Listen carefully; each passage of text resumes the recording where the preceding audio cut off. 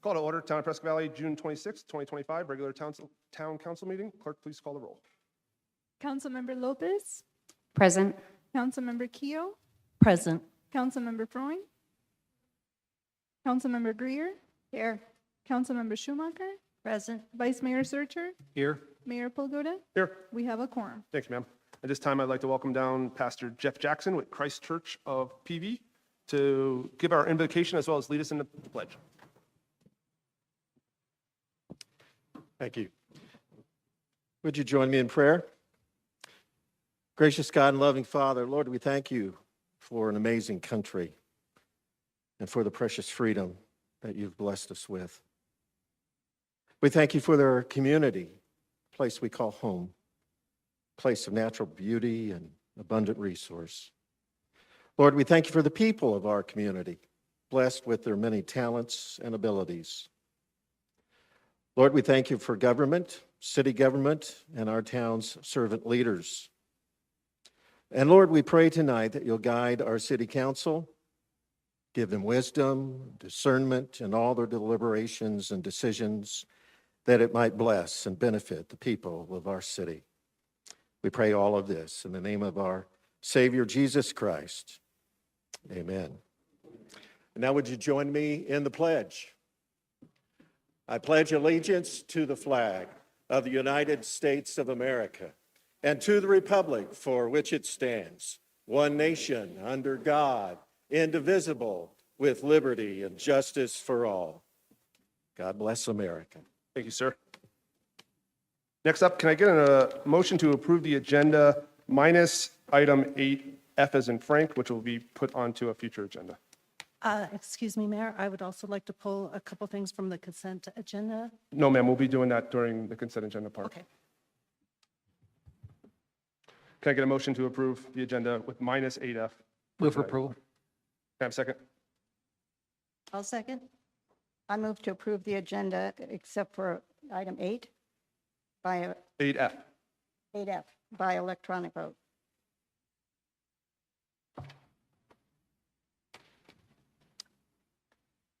Clerk? Councilmember Schumacher Yes. and Vice Mayor Searcher. Yes. Thank you. That passes unanimously, Mayor. Thank you, ma'am. Moving on to item 4, proclamation, Parks and Rec Month, 2025. Mr. Kieran, you want to come on down with your team? Whereas parks and recreation programs are an integral part of communities throughout this country, including the town of Prescott Valley. And whereas parks and recreation promotes health and wellness, improving the physical and mental health of people who live near parks, it encourages physical activities by providing space, popular sports, hiking, trails, swimming pools, and many other activities designed to promote active lifestyles. And whereas Parks and Recreation program promotes time spent in nature, which positively impacts mental health by increasing cognitive performance and well-being, and alleviating illnesses such as depression, attention deficit disorders, and Alzheimer's. And whereas Parks and Recreation programming and education activities such as out-of-school time programming, youth sports, and environmental education are critical to childhood development. And whereas Parks and Recreation increases a community's economic prosperity through increased property values, expansion of the local tax base, increased tourism, the attraction and retention of businesses, and crime reduction. And whereas Parks and Recreation is fundamental to the environmental well-being of our community. And whereas Parks and Recreation is essential and adaptable infrastructure that makes our communities resilient in the face of natural disasters and climate change. And whereas our parks and natural recreation areas ensure the ecological beauty of our community and provide a place for children and adults to connect with nature and recreate outdoors. And whereas the U.S. House of Representatives has designated July as Parks and Recreation Month, and the town of Prescott Valley recognizes the benefits derived from parks and recreation resources. Now therefore be it resolved, I, Polgota, Mayor Prescott Valley, do proclaim July 2025 as Parks and Recreation Month in Prescott Valley and encourage our citizens to enjoy the natural beauty and activities available in the community. Thank you.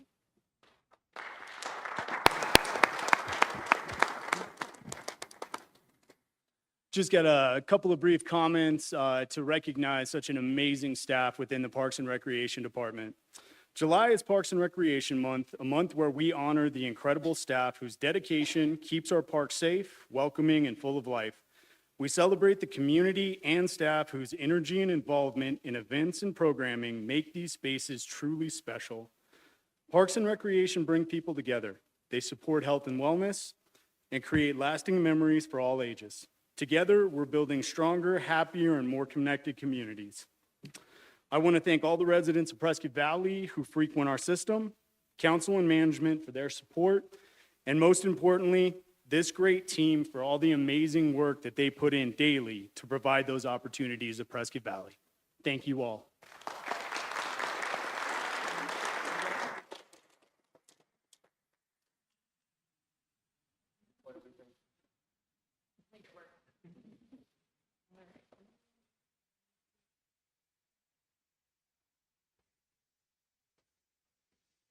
One more time for Parks and Rec.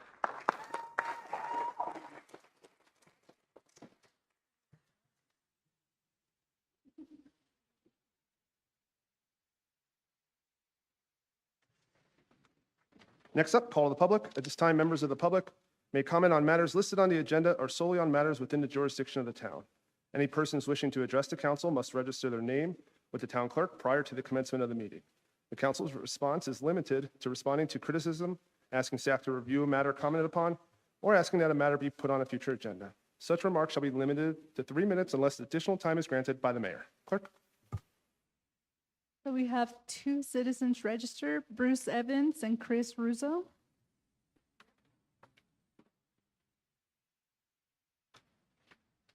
Welcome, sir. Thank you. Bruce Evans, Quillwood Meadows. Mr. Mayor, Mr. Vice Mayor, councilors. I'm here to continue a little thing I started maybe a week or 2 ago at the last meeting to talk about facts and positivity in our community. It seems like a lot of the negativism is coming from folks with gray hair like me, who, and I resemble that remark, so it's okay, but a little too much time on their hands and waking up too cranky every morning. The average age in Prescott Valley is 47. So for every 72-year-old like me, there's a 22-year-old. And I think all those views and all that range of population need to be heard. The recent Amazon petition, I think, was an abuse of the process. I volunteered for the 3 days that the Chamber of Commerce pop-up was there, and I sat with Steve Brissetti. And we overheard stuff like, well, we're only against, we only want you to sign the petition because it's IG zoning, and that's kind of our sole complaint. We also heard flights of fantasy about private prisons, slaughterhouses, and other scare tactics. Not a movement maybe, but what I'm trying to inculcate in town is a group of people who will concentrate on facts and analysis and logic. And we're not going to be reflexively for anything like certain groups are reflexively against everything. We want to analyze it, see what's best for the town, and advocate either for or against, maybe. And in fact, for example, with the pop-up with the chamber, we weren't asking people not to sign. We were simply saying, please consider these other facts, make your own decision. That's all you can ask. Following up on the positivity, I was very, very impressed in the recent joint session. The quality, the imagination, the professionalism of this town staff is above reproach, and those that think they're not doing a great job and maybe sitting there drinking coffee all day are dead wrong.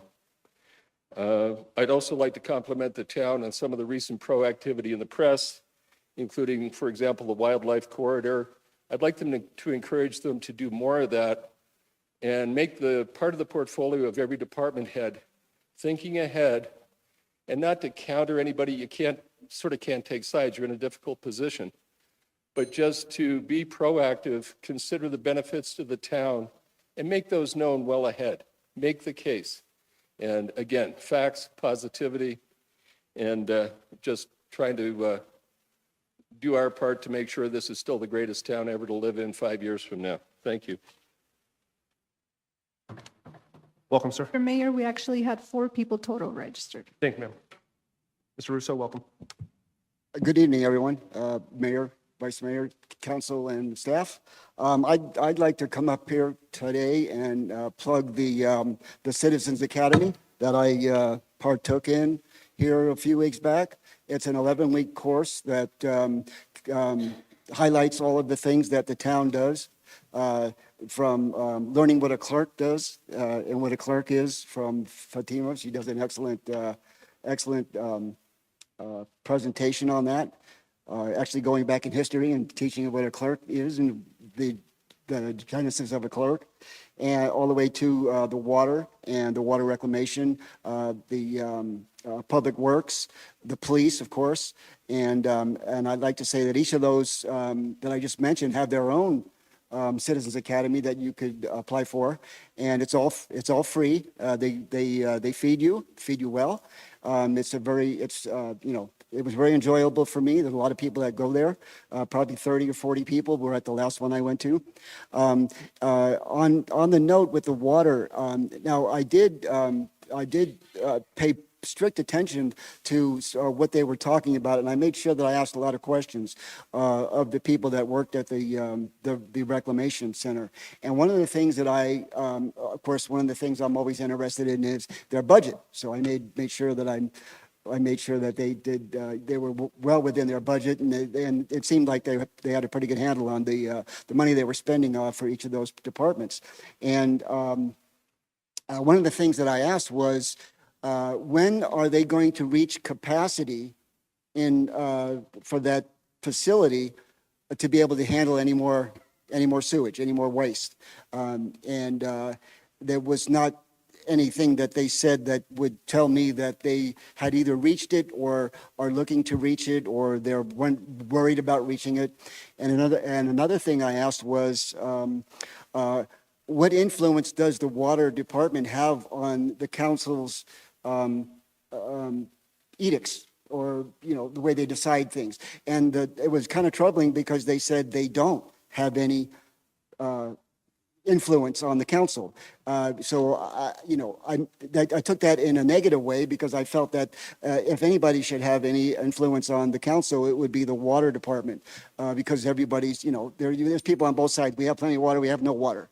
And so to find out that, and if that is in fact true, I think that's a mistake, that the council should be open to the influence by the water department, the Reclamation Water Department. So, two things. I wanted to plug the Citizens Academy. I thought it was well worth my time. It's an 11-week course, but it's well worth your time if you want to learn about the town, everywhere from the type of government we have to learning about a clerk. So, thanks. Thank you, sir. So we have Steve Rossetti and Liz Kennedy. Welcome, sir. Mr. Mayor, Vice Mayor, honorable council members, and venerable staff. Give staff some credit too. Steve Rossetti, I reside in Granville. I'm here tonight to support WECOM Fiber, our newest chamber member. They're new to our Chamber of Commerce, they're new to the community, and we look forward to working and partnering with them in the near future. So that is all, sir. Thank you. Thank you, sir. Ms. Kennedy? Welcome. Thank you, Mayor, Vice Mayor, and council and staff. I want to thank staff for reaching out to me about moving the hole again. I'd like to make a request here. This thing will stay here for 5 years or so till the regional park is built. Is it really necessary to have it be there? Can it be somewhere else? Is this the only Frisbee golf in the area? It's just a question I have, because I get more Frisbees, so it's just about my dog's health. So if we can get something more concrete, it would be really appreciated. Thank you. Thank you, ma'am. Clerk, confirming we have no more? No one else. Thank you. Moving on to item 6, council communications. I'll start to my right. Thank you, Mayor. I just want to congratulate the Prescott Valley Chamber of Commerce. They were recently reaccredited by the U.S. Chamber of Commerce, and they received they're reaccredited as a 4-star chamber. And they're only one of 3 chambers in the entire state of Arizona to have a 4-star accreditation. So congratulations.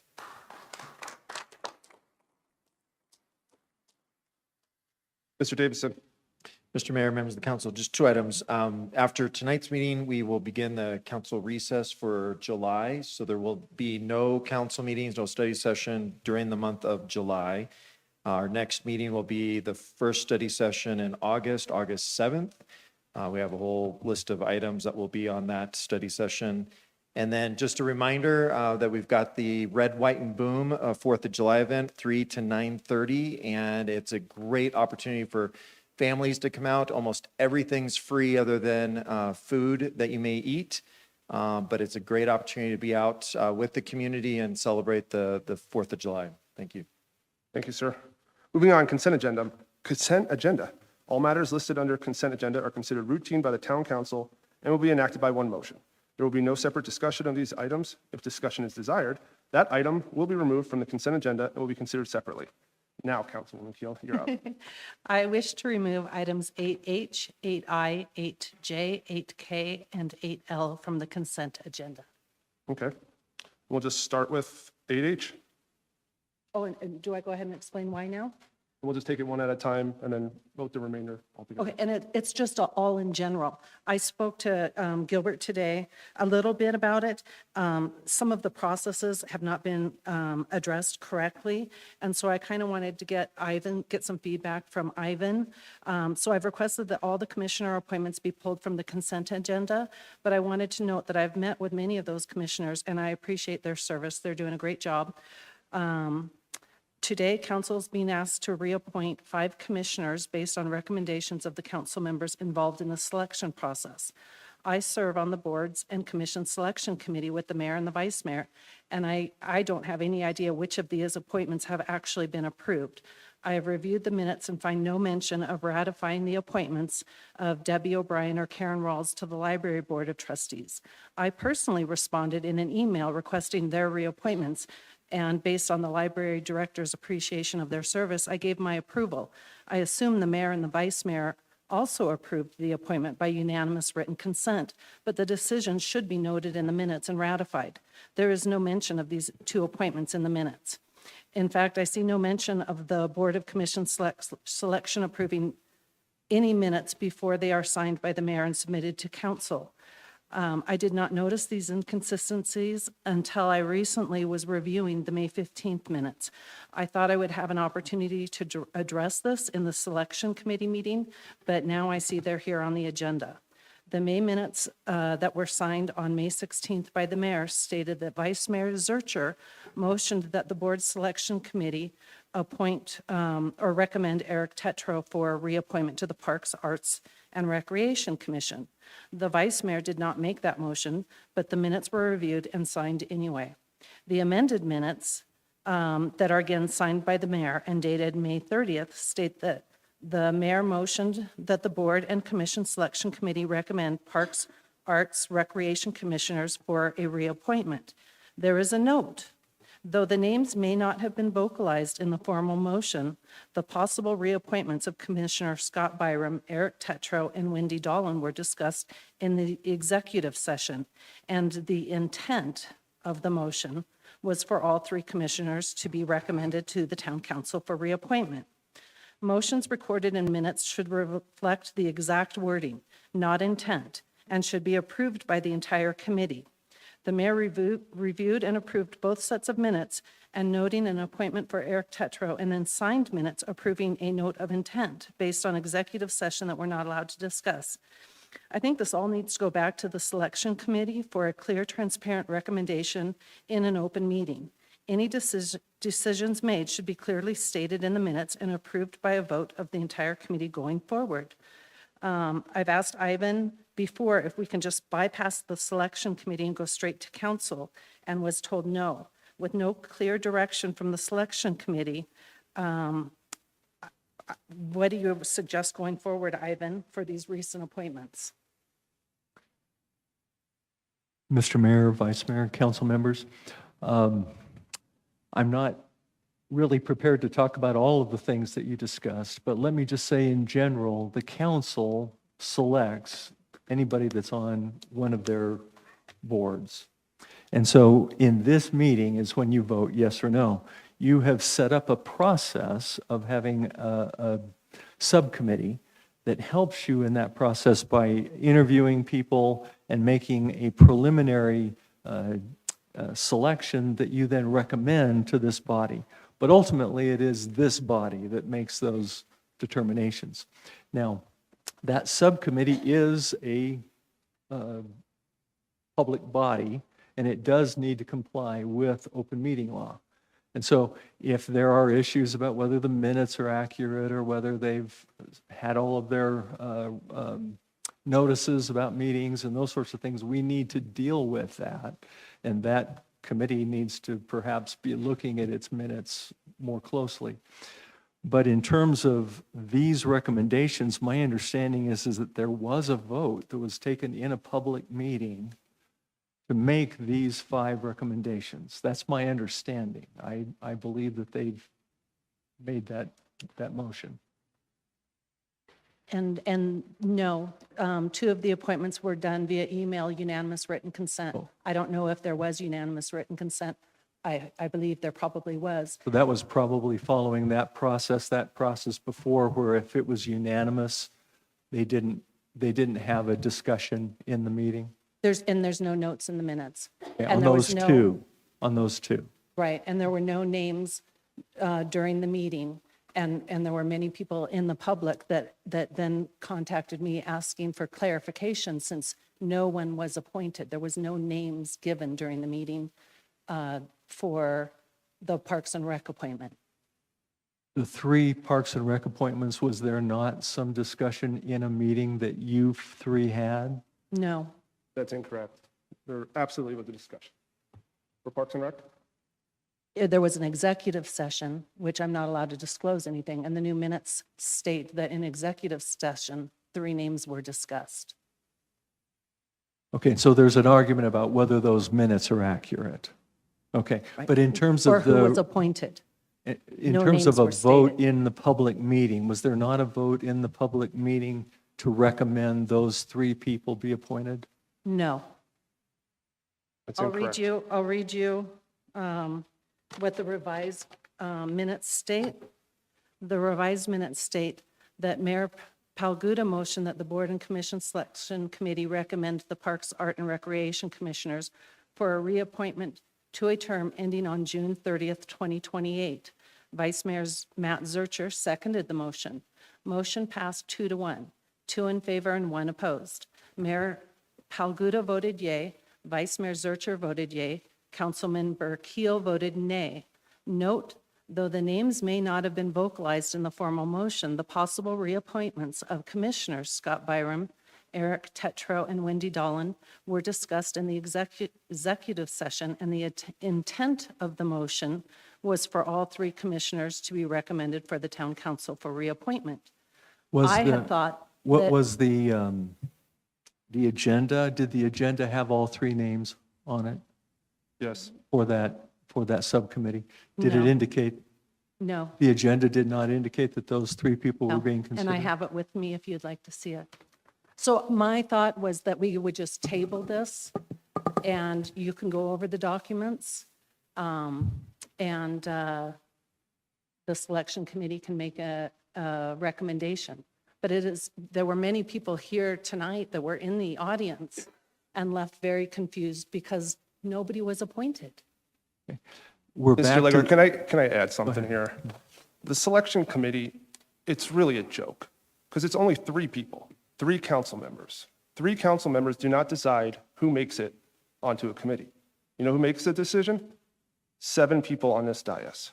So right now, we're determining the 7 people here get to decide if each person is appointed to a group or to a committee. So we could all be unanimous and say yes in the subcommittee, but 4 remaining council members may come here and say, no, we don't want any of those people. And that is what we go by. 3 people do not decide for a council. A council decides for a council. So right now, we have on our agenda reappointment of 5 individuals. We can go one by one as a council and vote yes or no for that person. Whatever happens in a subcommittee is irrelevant here. We could all be all great and love these people, but the majority of council must vote at the end of the day. That's where we're at. Mr. Mayor and Council, if I could just Go ahead, sir. add to that. Again, under the town code, as I mentioned to begin with, it is this body that appoints all people who are on your subcommittees. And so you could simply put their names on an agenda for tonight and have a vote. You have set up a process with a subcommittee, and that subcommittee does need to follow the open meeting law.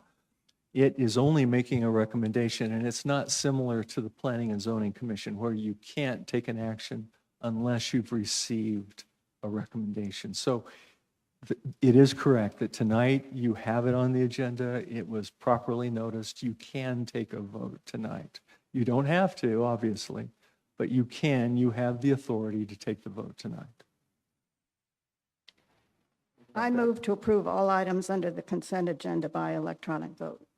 Well, hang on a second, Councilwoman. We'll do, we pulled all of them together. Mr. Legler, can we put 8H through 8L as a group vote? Thank you, Clerk. I'll entertain a motion to approve 8H through 8L. Can I get a motion, please? I move to approve 8H through 8L. L. Can I have a second? I'll Point second. of order? Any discussion? Point of order? Yes, can we vote on those individually? Because I will tell you that I've received multiple complaints from council members and the public for one of the appointees. Well, right now we have a motion and a second. Am I clear, Mr. Legler? And if There we is did- a if we motion and a wish to- second. Does someone want to withdraw the motion? We'll just call the vote right now? I could make another motion now? No, ma'am. If this fails, you can make another motion. We have a motion and a second. Please call the vote.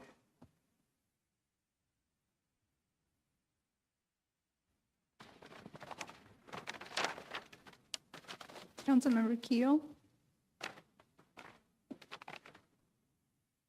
Mr. Mayor, that passes 5-2. Thank you, ma'am. Now can I get a motion to approve everything else on the consent agenda, minus 8H through 8L? So moved. Can I have a second? I'll second. Clerk, please call the vote.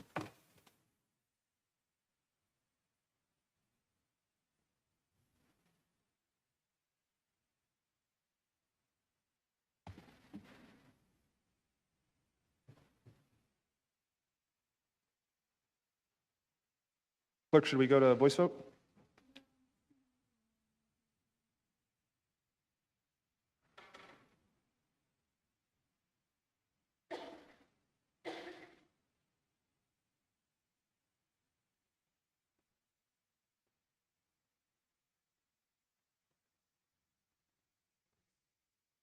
Ready for you?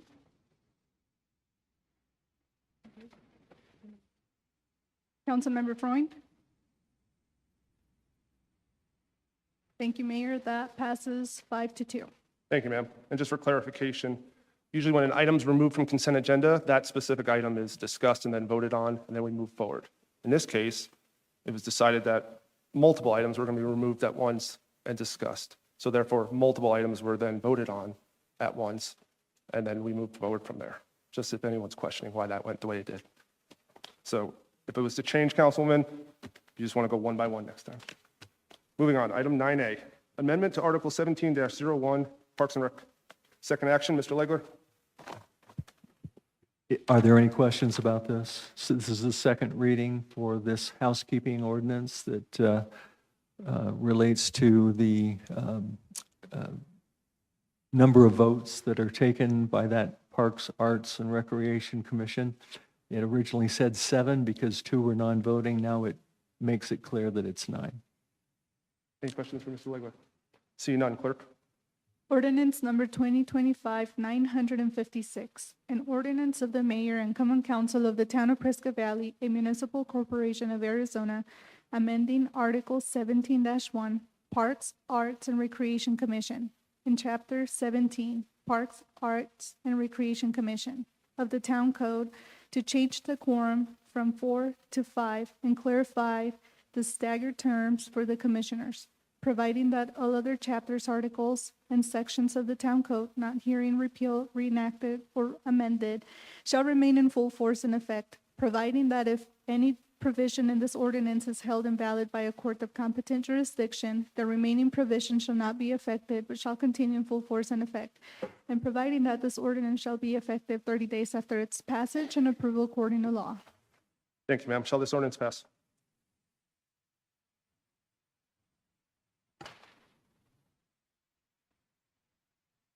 Mayor, that passes unanimously. Thank you, ma'am. Next up, 9B, amendment to Town Code construction hours.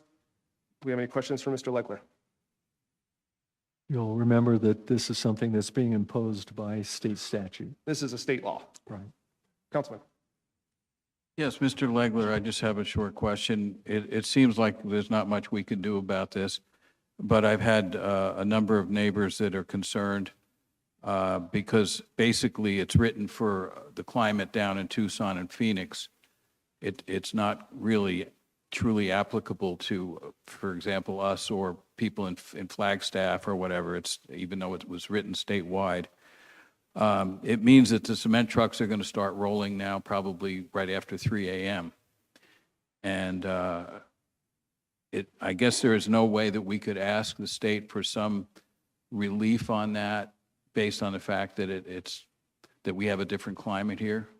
Mr. Mayor and Council, of course, we can always talk to our representatives and ask them to look at statutes again.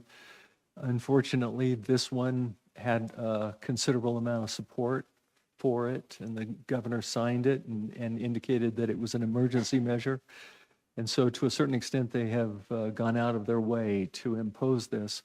Hopefully, it's our hope that the folks that get the benefit of this statute will still try to apply it reasonably.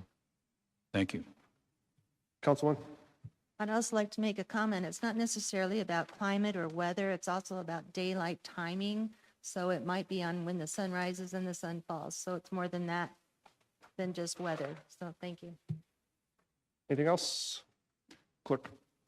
Ordinance number 2025-955, an ordinance of the mayor and common council of the town of Prescott Valley, a municipal corporation of Arizona, amending town code section 10-1-70, noise, in article 10-1, offenses, in chapter 10, offenses, in response to emergency legislation limiting local requirements regarding construction hours, providing that all other chapters, articles, and sections of the town code not herein repealed, reenacted, or amended shall remain in full force and effect, providing that if any provision of this ordinance is held invalid by a court of competent jurisdiction, the remaining provision shall continue in full force and effect, providing that this ordinance shall be effective 30 days after its passage and approval according to law. Thank you, ma'am. Shall this ordinance pass?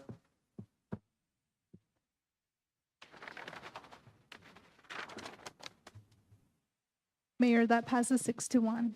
Thank you, ma'am. Next up, final town budget. Ms. Morris, welcome.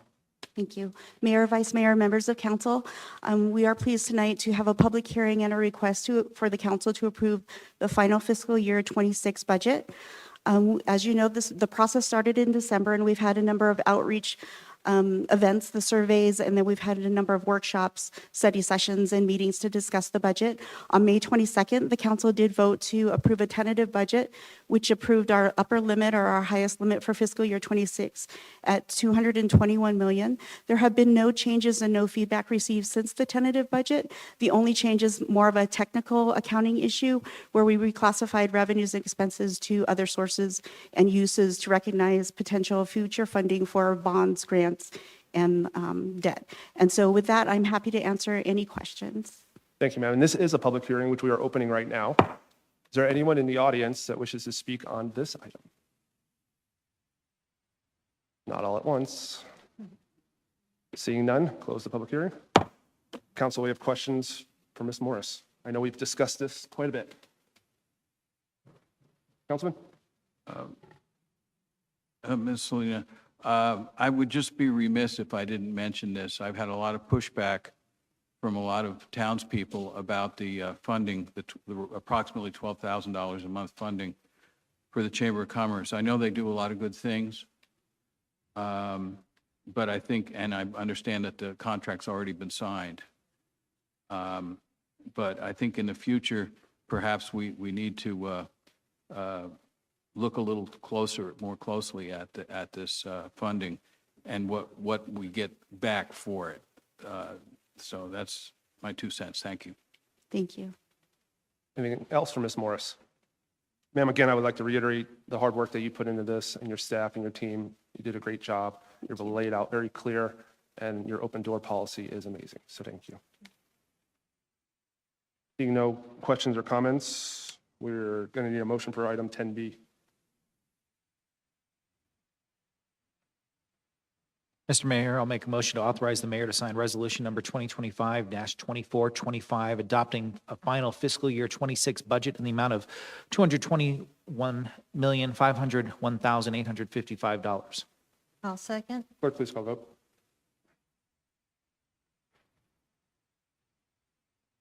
Mr. Mayor, that passes unanimously. Thank you, ma'am. Next up, item 10C, annual comprehensive fee schedule. Ms. Morris.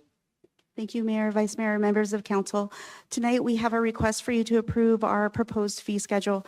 As required by statute, we did post the proposed fees at the end of April, and then we held an optional public hearing on June 12th, just to gather input. And so there have been no changes other than one, and that was we had disclosed the upper limit that was allowed by legislation for the short-term rental license.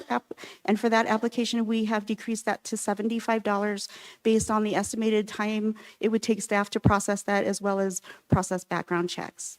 And with that, I'm happy to answer any other questions. Thank you, ma'am. Questions for Ms. Morris on this item? Seeing none, I'll entertain a motion.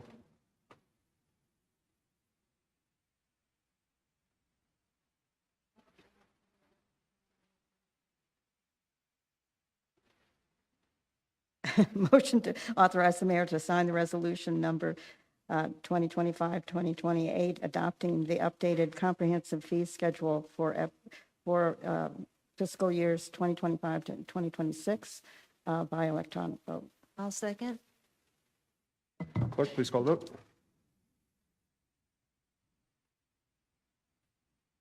Mr. Mayor, that passes unanimously. Thank you, ma'am. Next up, item 10D, Jacobs 3-year contract renewal.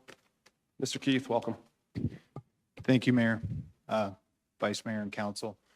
This evening, I'll be presenting the Jacobs contract for utility operations and maintenance. And I'll start with a little background contract status. Jacobs has been providing these services, and they originally started off as OMI, then they were acquired by CH2M, and now currently Jacobs. They've been providing these services since 1993. The current contract that we're in a 5-year contract, expires here on the 30th of this month. And each year, we annually negotiate the scope, compensation, and any scope adjustments or changes. And this current contract that we're proposing is a 3-year contract, and it includes a 3% increase. And this is the first section of the contract, the base fees. The base fees cover labor, chemicals, fuel, and as you can see, we've got the current contract in front of you there, and the 3% increase is represented by the $152,000 there on the lower right on the total line. The next section of the contract is the reimbursable items. We'll just call these pass-throughs. If Jacobs spends any money, they just pass those through to the town. One of the changes we did make on the reimbursable items, we did increase the water repairs and the wastewater repairs from $500,000 to $600,000, just to make sure that we're covered on some of the repairs that we've been having. We've seen a slight uptick on our repairs with some of our aging infrastructure, so we just want to make sure we have that covered in the contract.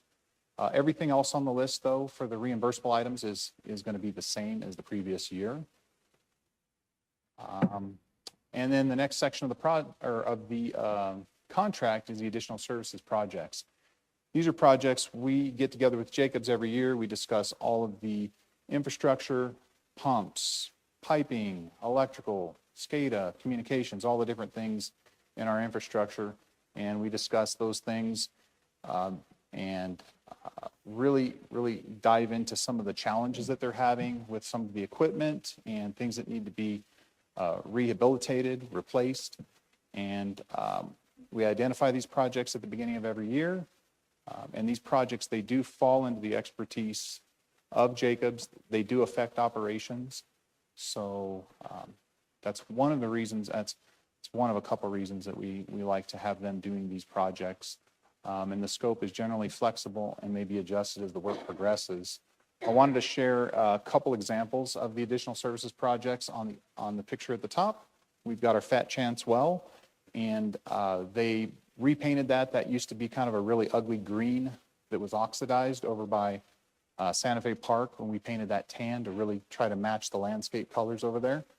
And then on the bottom, we've got our pressure regulating valve in PCC, our turquoise pressure regulating valve that was replaced, and that's going to be real integral with the old Black Canyon water line that comes in. All the water that comes in that new line for our PFAS mitigation and flows into Prescott Country Club is also going to be flowing through that valve into Quailwood and into the lower part of the system. So that's another one of the projects they did. And then on the far right there, the water system flushing.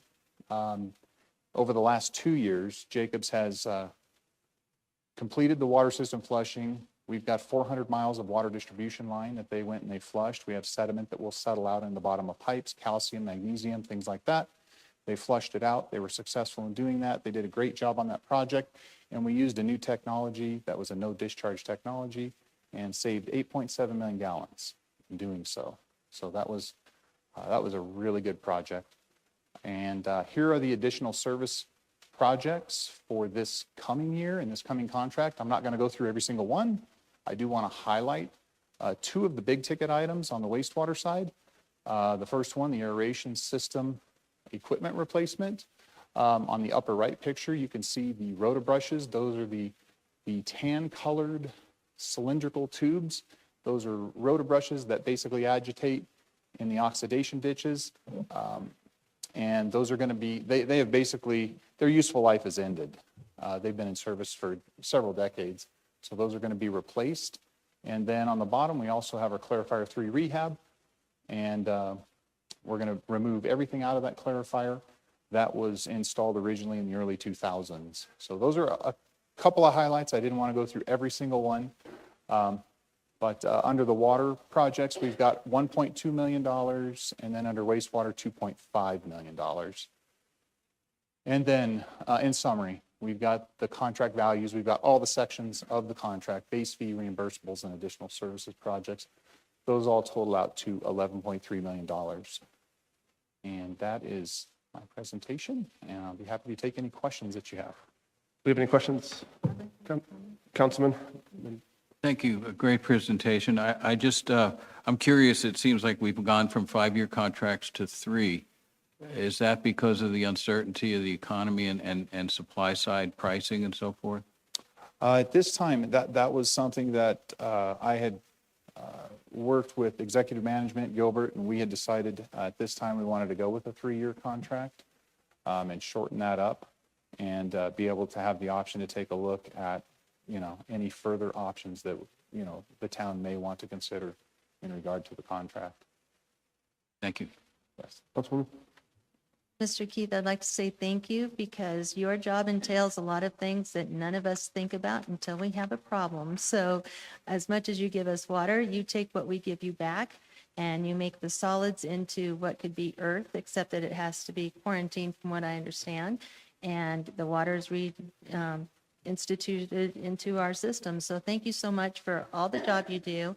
It's quite fascinating. So if anybody in the public wants to take a tour, I know when they do the Citizens Academy that's set up, but it's a fascinating process because it's so much that we don't think about until we have a problem. But as far as I know, there haven't been any major events happening where we have to hit the news that says, hey, our sewer system doesn't work. It's one of those things that we don't think about. So just thank you so much for you and the whole entire team you have. I've spoken to people who take the phone calls and I get immediate service when I've had issues on a totally separate issue.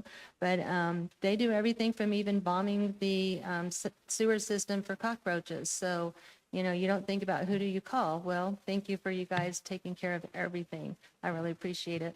Yes, Mayor, Vice Mayor, Councilmember Schumacher, thank you. Seeing no further questions, comments, I'll entertain a motion.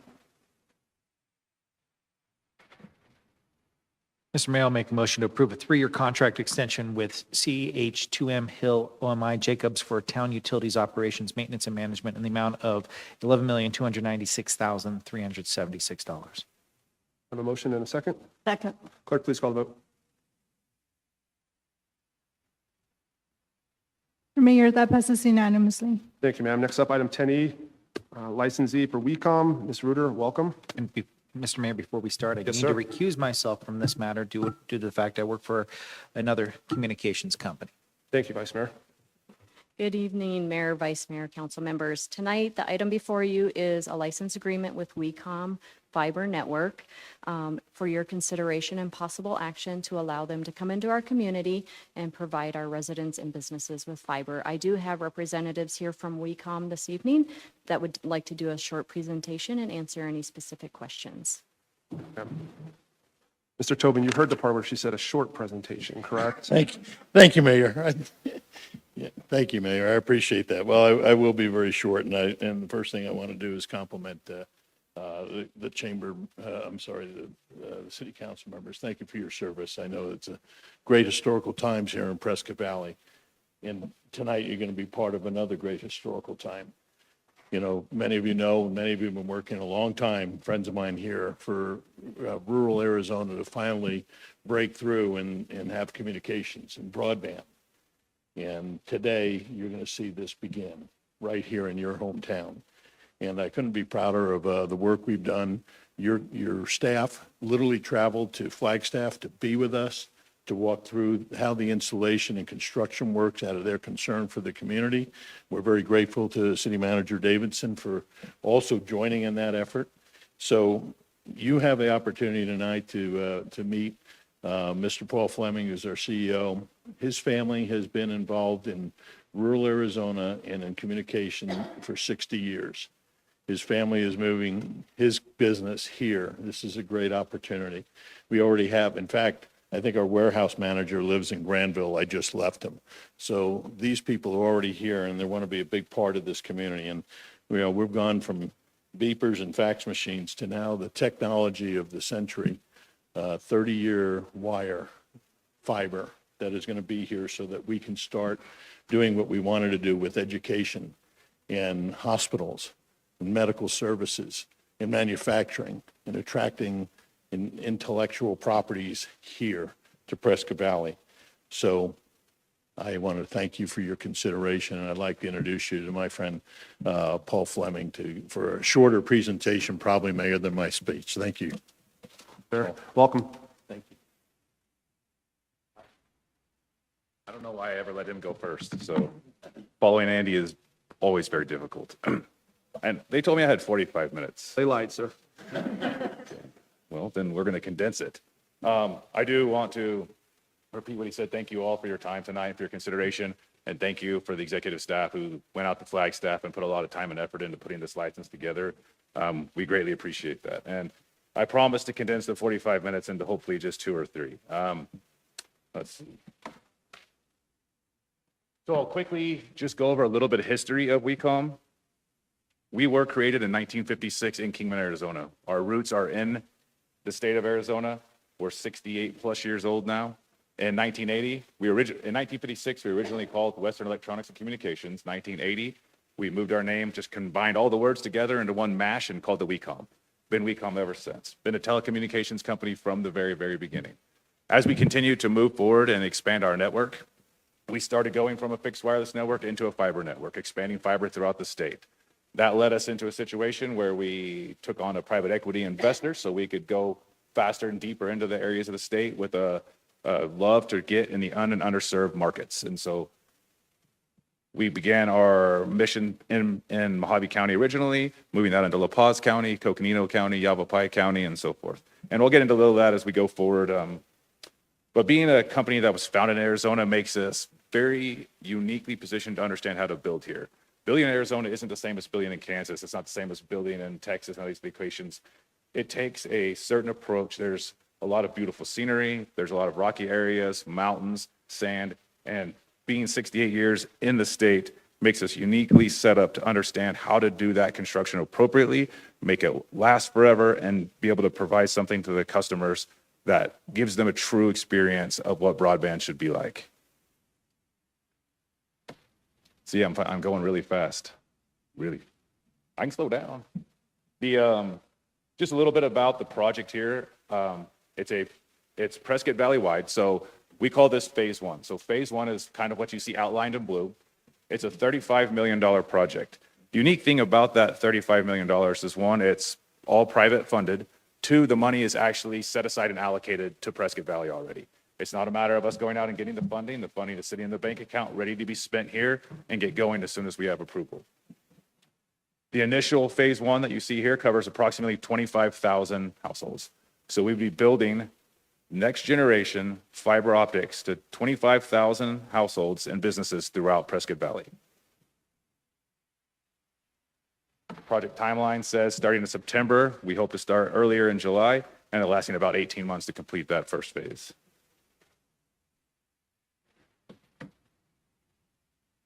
There's something I think that also is unique about us being from Arizona is we have a love for being part of the community.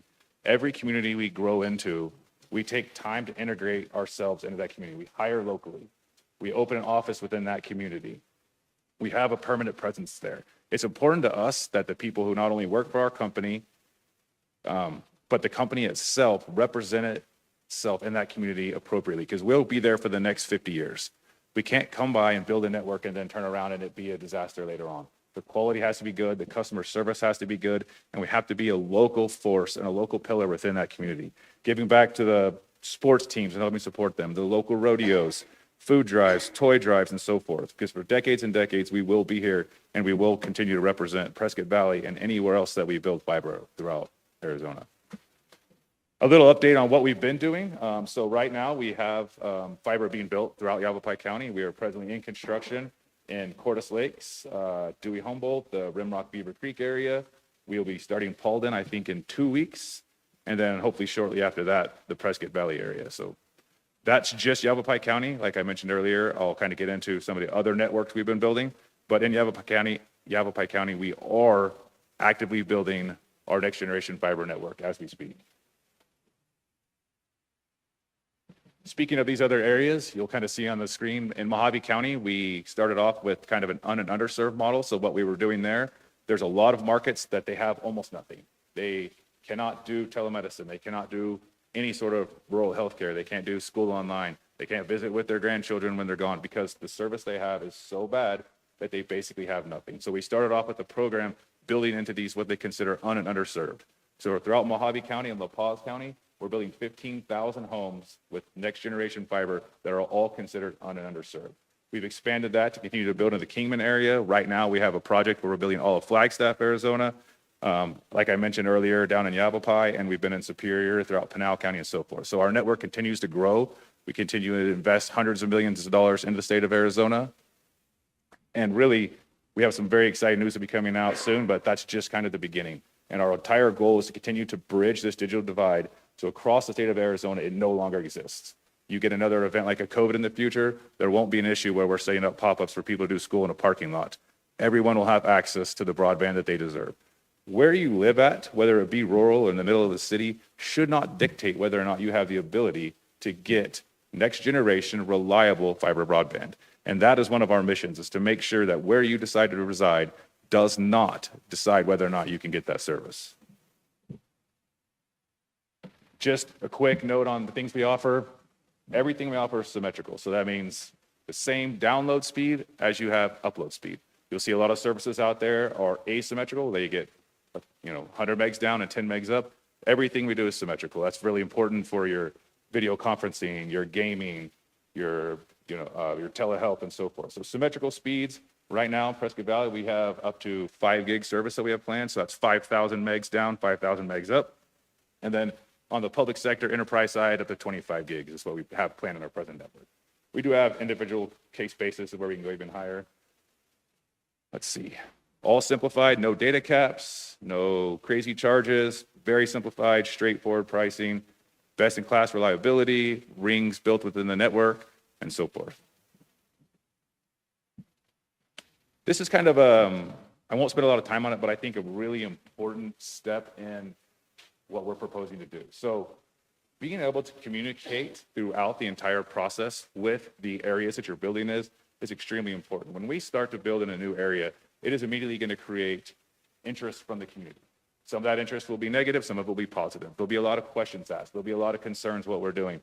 A lot of misunderstanding of where a right-of-way is, where it's not. Are we in their yard? Are we in the right-of-way? And so forth. So what we have is a entire pre-construction and construction plan that includes us sending out mailers ahead of time, going door to door with knockers, having sandwich boards out, having a special website set up with QR codes that they can go in and see videos of everything we're doing. So we do our best to mitigate any concerns from the community and make sure that we have a proper communication network throughout the entire area that we're constructing in during pre-construction, during construction, and then post-construction, so they understand what we built, how it benefits them, how they sign up for it, and the entire process. Plus, we have special helplines for anything that does go wrong. We're not perfect, we're gonna make mistakes, and we'll rectify those immediately. Let's see. And last, really, this is just more about support. Our support is all located in Arizona. So when you call customer support and you need help, that person answering the phone will be located in Arizona. They answer the phone, they'll be able to help you. The online system can get you directly to somebody, and the local will have local support staff that'll be in Prescott Valley, in Prescott, in Flagstaff, all around, that when somebody comes to your home, there's somebody that's familiar with your area. They're familiar with the network that's being built. You're never talking to someone in another country or having somebody dispatched from Phoenix or from some other location. You have somebody local working on your network at all times. And that's something very important, because customer service is what can really make or break an internet service provider. And it's something we pride ourselves on. We had won the Customer Service Award in Kingman 5 years running. We've won it in multiple locations. It's something we pride ourselves on doing, and we will always do going forward. That's really all I have at the moment. I tried to go fast, skip a few items, but I'm sorry. I'll do. He told me 45 minutes. So, is there any questions I can answer, concerns? Councilman. Sir, I have two short questions. There are a lot of internet providers around, and one of the big issues for people is affordability. So I'd like you to just kind of address that for a moment and how you compare or relate to other providers. And the second question is the robustness of your system. In other words, if you're in a hacker attack, or let's say a rogue state, or some of the bad actor countries that we have now around the world try to interrupt our internet to bring down our communications. How are you poised to handle that? Absolutely. First, these are fantastic questions. I think my 5 minutes should get extended a little bit. But the first one, so we have low cost and entry plans. One, we're part of Universal Services, which is from a federal standpoint, it's called USAC. We do rural healthcare, we do the E-rate system, ACP, Lifeline. So we're part of all of these programs. And we also have a system in place that is a lower entry price to be able to compete to give an opportunity for someone who is on a lower income or needs to be able to start off at a lower price point. So we address that from the very beginning. We're very transparent in our marketing going forward everywhere we go that says, this is an option for you. Now, there are different ways to qualify. We make it very easy. If you need to be on a Lifeline program, we help you do it. We have what they call digital navigators. You can call in and talk to a digital navigator. They'll walk you through the entire process and make sure that you can qualify and you can get that low cost option. We make it as simple as possible, and we provide that throughout the community. As for the second one, that's a technical question, so we can go a lot of different ways. So start off, for example, if we go with like DDoS attacks. So we have a system in place in all of our data centers that actually mitigates any DDoS attack or denial of service attack from a bad actor immediately. So it's kind of easiest way to think about it would be a black holing system, but we put that in place free of charge. There's a lot of providers out there actually will charge for that type of protection. Included in everything we do is our DDoS or our kind of anti-spoofing and black holing protection from the very beginning. We have a third-party auditing company that comes in and does our cybersecurity auditing to make sure that we are at the forefront of all aspects of that. So they come in and they audit what we're doing, and then we go through and we say, from a software standpoint, do we have the proper security in place for our routers, for our switches? Do we have the proper physical security in place to be able to get into an office building, into a data center? What upgrades we need to make? And so we get audited every month, and they come back and they let us know, this is what you've done wrong, this is what you can do better. These are the new threats that we've seen out here. We're presently implementing artificial intelligence in multiple areas to be able to have a system that can automatically combat a new threat. So we get lists of all the threats all the time, and so we can continue to update, whether it be antivirus software or so forth, but to be able to do that on the fly. So we have machine learning and artificial intelligence systems that will also do that exact same thing. And so across the board, everywhere from the beginning to end, we take security and, if you want to call it, these bad actors and other denial of service attacks and everything very serious, and we continue to move as quickly as we can forward. As fast as we can put something in, I feel like something's always coming out. So it is a constant grind of making sure that you try to stay ahead of the game in that scenario. Thank you.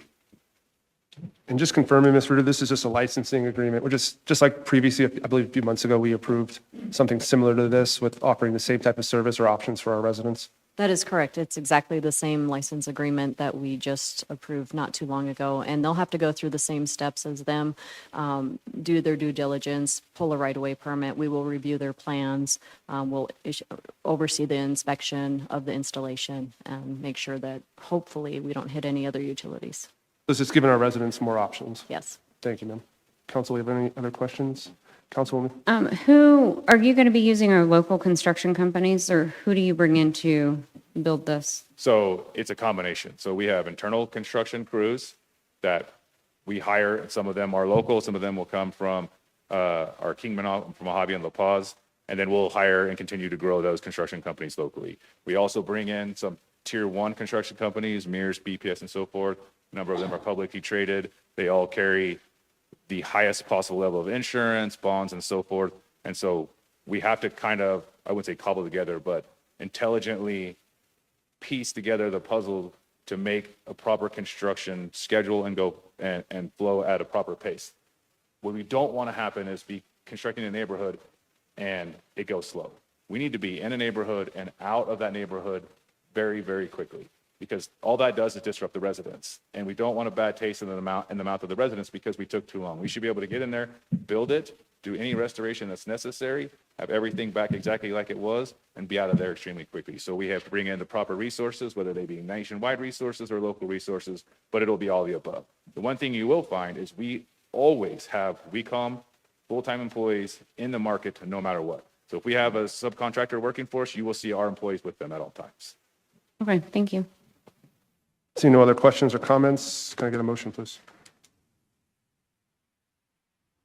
Mr. Mayor, I'd like to make a motion to approve the proposed license under ARS SS 9-581 through 9583 with WECOM LLC, doing business as WECOM Fiber, for a period of 5 years to use the public roadways to construct, install, operate, maintain, and use a network of fiber cable to provide telecommunication services by electronic vote.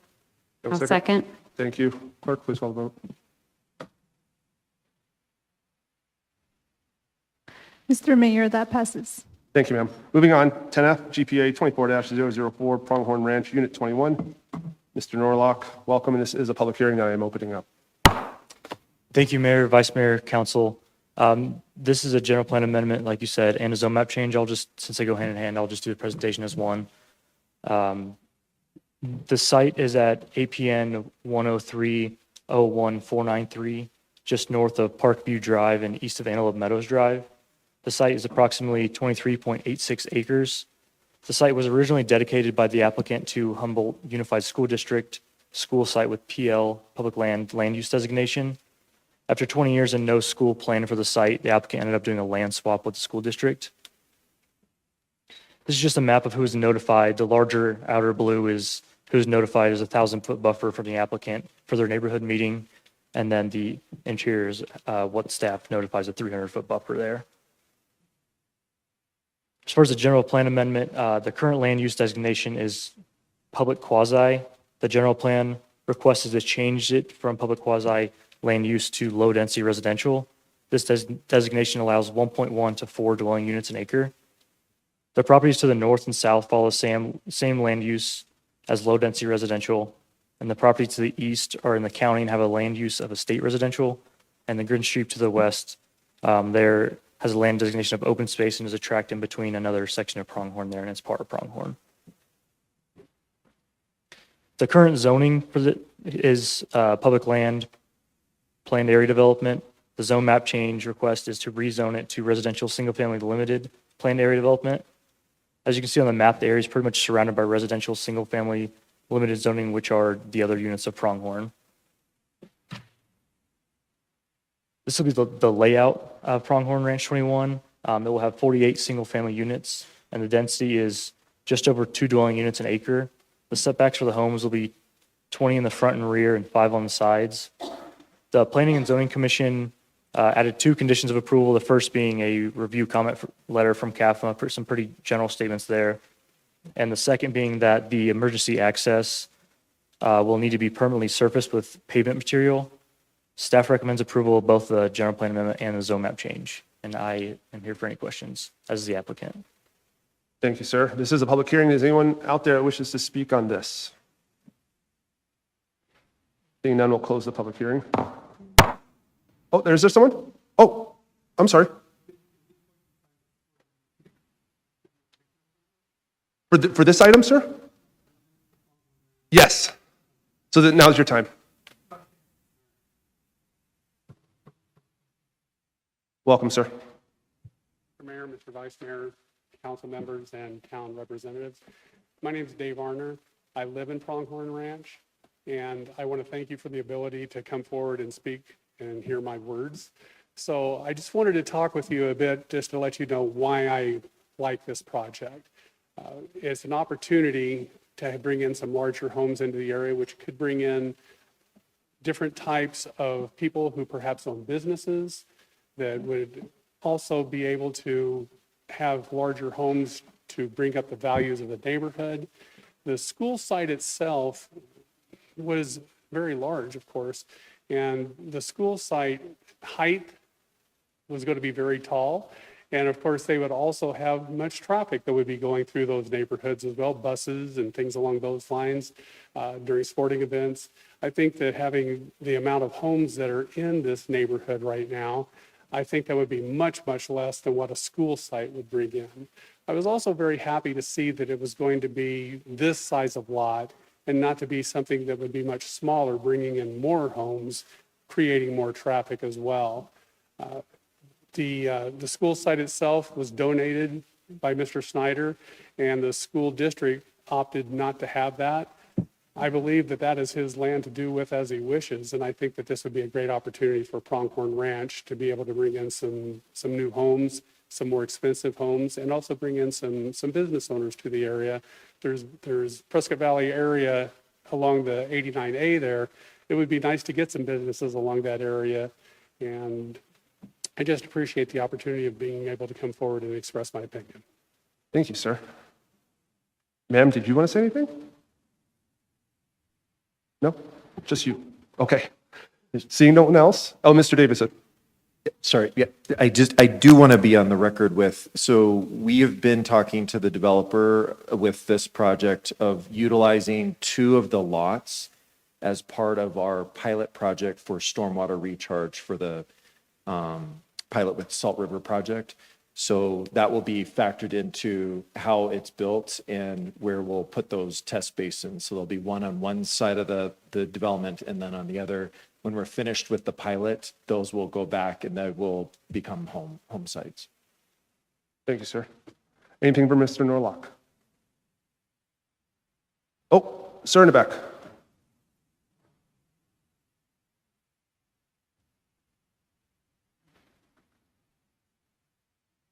Welcome, sir.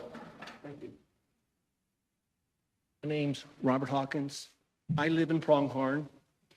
Several years ago, we had some fires in the area, and we had discussions about being able to get out of that area based upon the number of homes. We just want more homes. What are we doing to mitigate people have to get out in a hurry? I mean, you've only got a couple roads. You got the number of homes. I mean, there was a county meeting The question is, let's just say to the west, there's a fire and it comes across. Evacuate. How do you get out? We're adding more homes. What are we doing to mitigate a future problem? That's all I got to say. Thank you, sir. Anyone else in the public wish to speak on this item? I'm going to close the public hearing.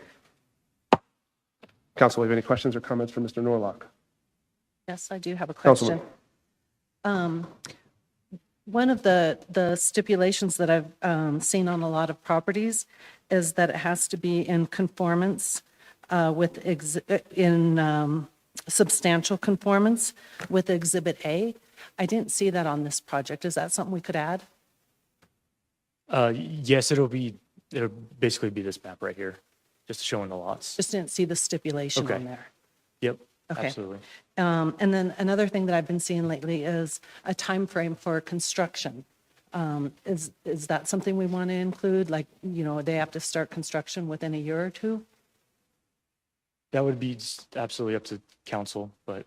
Usually planning and zoning, they usually give that 5-year window, if Yeah, I that wasn't- recall. Right, that wasn't added this. Rubio, I'm seeing a head nod.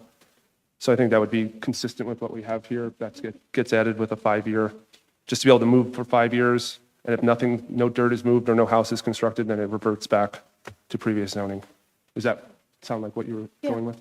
And I did have one last question. I wasn't really clear. I was having a hard time reading the map. What are the approximate lot sizes for the smaller lot or the larger lots? I believe, and correct me if I'm wrong, I believe they're about 85 by 120, 125 to 100, So about 10,000. half acre? No. Just under half Not acre? quite, just, it'd be like a quarter acre, correct? Quarter acre homes? Acre.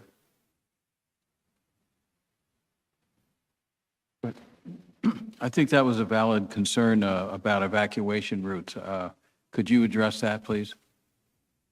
Mr. Norlock, I can add on to that. I think the fire the gentleman's speaking of occurred probably about 7 years ago in May, and it was a fire that went from Highway 89A north. And at that time, we didn't have cross connection between Pronghorn and Viewpoint at Parkview, which now that has been added as an ingress and egress. So depending on which direction a fire may come from, the connection between Pronghorn and Viewpoint has been added there. So that's definitely a bonus for the residents here. They're actually right on the Parkview, so they could either head west or they actually can head east into that field. If it gets too extreme, I know there's a fire fence that leads into Coyote Springs. It'd be rough for someone in a Prius, but nonetheless, if there was a fire, they'd be able to make it out that way.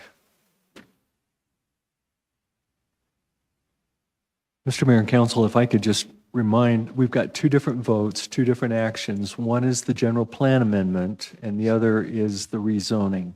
And so even though we've done the presentation in a combined way, and the comments that have been made so far have been kind of combined comments, this first vote is only related to the general plan, and that's why the resolution didn't include any conditions.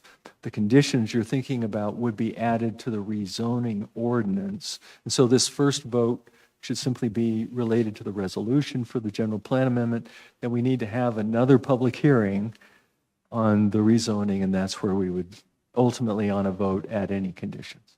So let's pause on those conditions. If there's no further questions, we'll have another crack at this on the next item. We can vote, get a motion on this item 10F, please.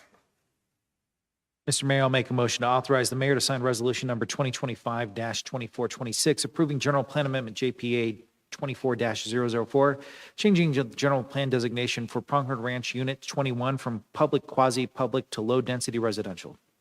I'll make a second. Clerk, please call the vote. Mr. Mayor, that passes 6-1. Thank you, ma'am. Next up, item 10G, ZMC 24-005, Pronghorn Unit 21, consideration of possible action. This is a public hearing, which is open. Mr. Norlock, is there anything to add from the previous? No, there's not, Mayor. Yes, sir.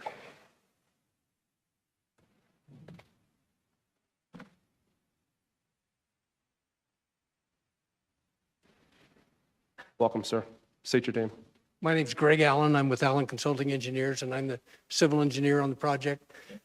We just had one comment. I don't know whether it matters to you on this, but on the stipulation from staff, there was a stipulation that along all existing sewer easements, that they wanted to have a 25-foot all-weather access. CAFMA only requires 20 feet, and the reason that they're asking for that is because when they have their large Vector truck, it becomes a problem. It's not clear whether the place that we have the problem meeting that is along the retention basin.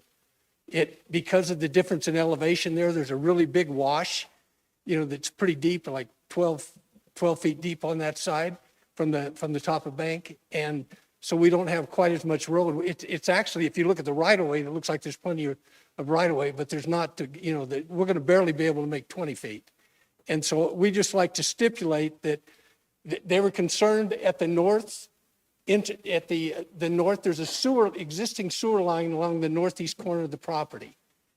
And at that location, we have like 35 feet, and it will make it fine. And the entrance that goes north-south is 25 feet. So if that's what they're concerned about, we can meet that stipulation. But I just want to make sure that you know that we probably can't meet it on that existing sewer line that's along the east property line. Just the further south part, so it'll go 35, Right, 25. just next to the detention basin. Gotcha. Mr. Norlock, can you add or comment in on that, or staff add to that? Well, what Mr. Allen just stated, will that I would have to talk to the utilities engineer, but they usually ask for, that's a pretty standard comment, 25-foot easement. I don't know if. And is Mr. Allen, are you saying it's because of the retention basin has a slope to it? Is that what I'm picturing? It's not the detention basin. You have a slope on the west side that's going into the detention basin. Then there's like barely a 20-foot area that you could put a road, and then it slopes really steep on the east side going to the bottom of a ditch. And so even though it looks like there's plenty of room, it's not, we're not sure that we can meet that criteria.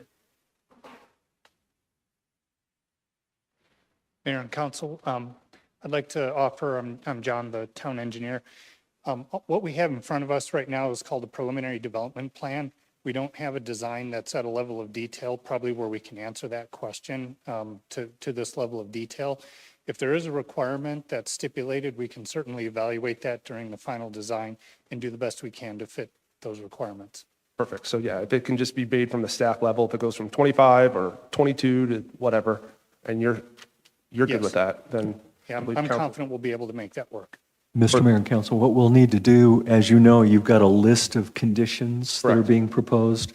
So you'll need, as you make your vote, you'll have to kind of indicate which of those conditions you agree with. If you would like that one condition modified along the lines that have been proposed, you would need to so indicate.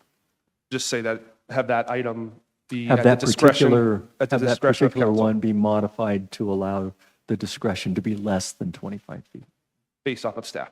Yes, Mr. Mayor, what I would add, so that condition 5, where it says developer shall provide all weather access minimum 25 feet, or with modification by the town engineer, would be the easiest way to.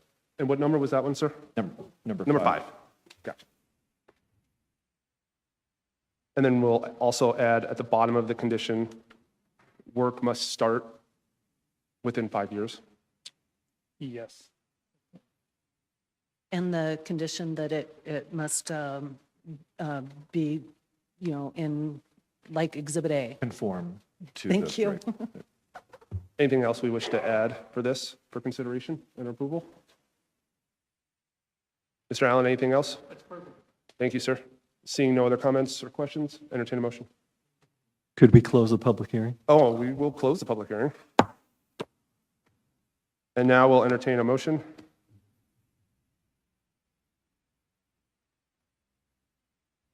Mr. Legler, you got everyone scared now on what we have to. I'll give it my best.